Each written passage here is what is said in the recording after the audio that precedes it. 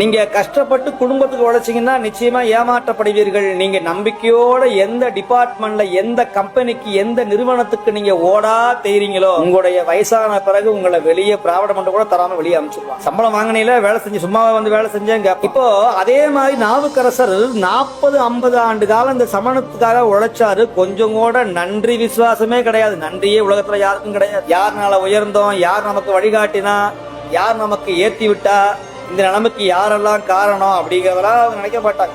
உலக நீயே செய் நின்று கொண்டு விடுவார். நாவுக்கரசர் காலத்திலேயே அது நடந்தது. 2000 ஆண்டுக்கு முன்னாடியே நடந்தது. உடனே அவரு நன்றி கட்டவங்களை மறந்து நன்றியை காட்டாத, நன்றியை எதிர்பார்க்காத சிவபெருமான்கிட்ட போய் ஒரே பதிகம் தான் பாடினார். நலம் தீங்கிலும் உன்னை மறந்தடியேன்னு ஒரு வார்த்தை தான் சொன்னார். எப்பா நீ 40 வருஷம் எங்கேயே உழைச்சு விட்டு இன்னைக்கு வந்து நான் உனக்கு உண்மையா இருப்பேங்கிற நீ நம்பிக்கை எப்படி நம்புறது அப்படின்னு சிவபெருமான் கேட்டுக்கணும்ல. ஏன்னா செய்ய வச்சவனும் அவன் தான், அனுப்பினவனும் அவன் தான், உலகத்தை எல்லாம் இயக்கணும் சிவன் சிவன் சிவன் ஈசன். அவனுடைய உத்தரவில்லாம ஒரு அணு கூட அப்படி ஆட முடியாது, அசைக்க முடியாது. நான் உனக்கு மட்டுமல்ல இந்த நாட்டுக்கே நான் அடிமை கிடையாதுடா. யமனுக்கே பயப்பட மாட்டவங்க உன்னை போல வீரனுக்கு பயப்படுவோமா? நரகத்துக்கு போக மாட்டேன், நாட்டுக்கு போய் என்னுடைய உடம்பு எரியாது, புதைக்க மாட்டான், உடம்போட கைலாயம் போவேன்னு சொல்லிட்டாரு அன்னைக்கே நம்பிக்கையோட. அந்த நம்பிக்கை தான் அவரை காப்பாத்துச்சு.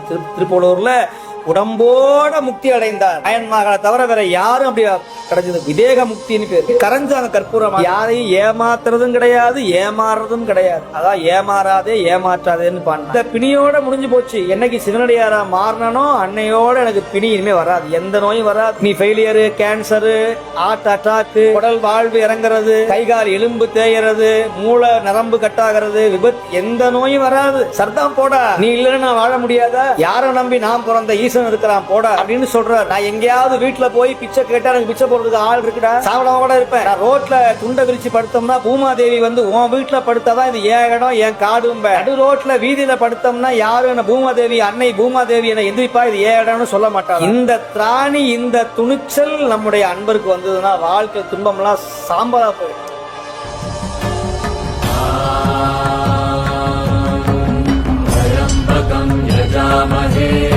सुगन्धिं पुष्टिवर्धनम् पूर्वारुकमिव बन्धनम्